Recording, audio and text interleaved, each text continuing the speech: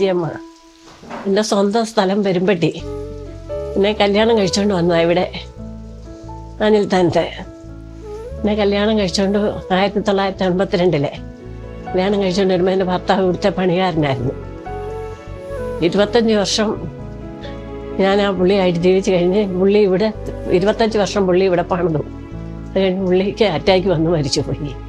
പിന്നെ എൻ്റെ ഭർത്താവ് മരിച്ചു കഴിഞ്ഞപ്പോൾ പിന്നെ ഇവിടുന്ന് മക്കളും അച്ചായനും എല്ലാവരും പറഞ്ഞു, നീ വന്ന് ഇവിടെ വിഷമിച്ച് ഇങ്ങനെ ഇരുന്നിട്ട് കാര്യമില്ലല്ലോ, വരണമെന്നും പറഞ്ഞ് അങ്ങനെ നിർബന്ധിച്ച് വന്ന് ജോലി ചെയ്യുന്നു. കാര്യങ്ങൾ എന്തെങ്കിലും അത്യാവശ്യമൊക്കെ ഉണ്ടെങ്കിൽ ഇപ്പം സ്ഥിരമായിട്ട് വരുന്നില്ല, എന്നാലും ഉണ്ട്. അപ്പച്ചൻ, ഈ അച്ചായൻ്റെ അപ്പച്ചനുണ്ടായിരുന്നില്ലേ, അപ്പച്ചൻ നല്ലൊരു മനുഷ്യനായിരുന്നു, അമ്മച്ചിയും നല്ല മനുഷ്യനായിരുന്നു. അതുപോലെ തന്നെ അച്ചായനും കുഴപ്പമില്ല, നല്ല മനുഷ്യൻ.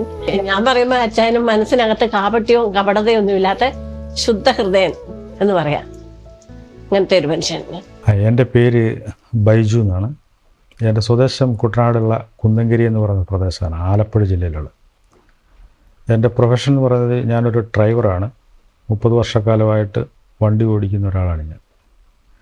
കോട്ടയത്തൊരു കമ്പനിയിൽ ഇരിക്കുന്ന സമയത്താണ് നമ്മുടെ ഒരു സുഹൃത്ത് മുഖേന ഈ കവിയൂരുള്ളൊരു ഭവനത്തിൽ ഇതുപോലെ ആളെ ആവശ്യമുണ്ട്, ഡ്രൈവർ, അതുപോലെ തന്നെ ഒരു അപ്പച്ചനും അമ്മച്ചിയും നോക്കാനും മറ്റ് വീട്ടുകാര്യങ്ങളൊക്കെ നോക്കാനും വളരെ ശ്രദ്ധയോടെ നോക്കി നടത്താനായിട്ടൊരു ആളെ ആവശ്യമുണ്ടെന്ന് എൻ്റെ സുഹൃത്ത് മുഖേന അറിയുകയും ഭാര്യയും എൻ്റെ മക്കളെയും കൊണ്ട് ഞാനിവിടെ വന്ന് വളരെ സന്തോഷത്തോടെ ഇവിടെ ഈ ഭവനത്തിൻ്റെ തൊട്ടടുത്തുള്ള വീട്ടിൽ ഞങ്ങളെ താമസിപ്പിക്കുകയും ഇവിടുത്തെ കാര്യങ്ങളൊക്കെ നോക്കി അപ്പച്ചനും അമ്മച്ചിയും പരിചരിച്ചും ഒക്കെ സന്തോഷകരമായിട്ട് ഞങ്ങൾ മുന്നോട്ട് പോകുന്നു. ഇപ്പോൾ ഞാൻ വരുന്നതെന്ന് പറഞ്ഞാൽ 2020 ഇതേപോലെ ഒരു ഓഗസ്റ്റ് മാസത്തിലാണ്. തിരുവോണമായിരുന്നു.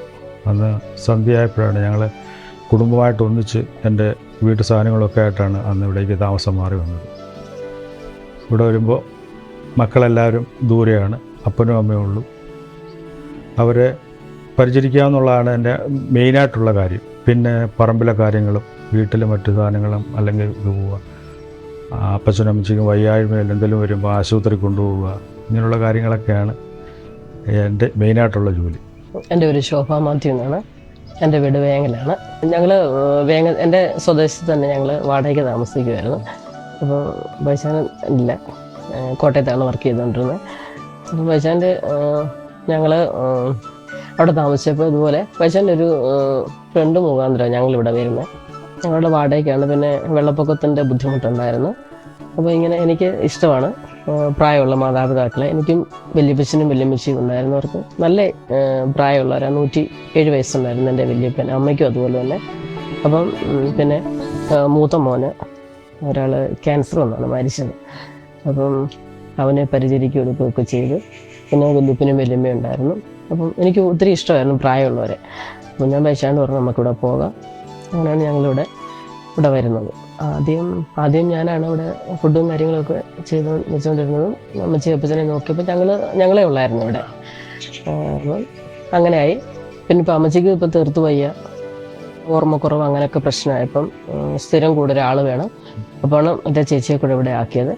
അതിലിപ്പോൾ ഞാൻ ഇവിടുത്തെ ഗാർഡൻ പിന്നെ ക്ലീനിങ്ങും കാര്യങ്ങളും ഒക്കെ ആയിട്ട് പോകും. അപ്പച്ചനും അമ്മച്ചിയെന്ന് പറഞ്ഞാൽ അമ്മയാണെങ്കിൽ തന്നെ ഞങ്ങൾക്ക് എന്തൊരു ബുദ്ധിമുട്ടോ പ്രയാസമോ നമുക്ക് മാനസികമായിട്ടൊക്കെ ഒരു ബുദ്ധിമുട്ടല്ലേ, ഒരു രോഗം അങ്ങനെയൊക്കെ വരുമ്പോൾ അമ്മച്ചി നമ്മളെ ഒരു പോട്ടെ സാരമില്ല, നമ്മളെ ഒരു ആശ്വസിപ്പിക്കുന്ന ഒരു അപ്പച്ചനും അതുപോലെ തന്നെയാണ്. അങ്ങനെ ഒരു ഭാഗത്തു നിന്ന് നമുക്കൊരാശ്വാസം അവർ രണ്ടുപേരുടെ ഭാഗത്തുണ്ട്. പോട്ടെ, ദൈവം അറിയാതൊന്നും വരത്തില്ല, അങ്ങനെയൊക്കെയുള്ളൊരു നല്ലൊരു സപ്പോർട്ട് നമുക്ക് അവരിൽ നിന്നുണ്ട്.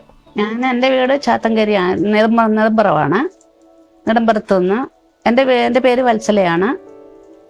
ഞാനിപ്പോൾ എൻ്റെ മകളുടെ കൂടാണ് താമസിക്കുന്നത്. അപ്പം അവിടുന്ന് എനിക്ക് ഇങ്ങനെ ഒരു ജോലി വേണമെന്ന് ഞാൻ എൻ്റെ ഫ്രണ്ടിനോട് പറഞ്ഞിരുന്നു.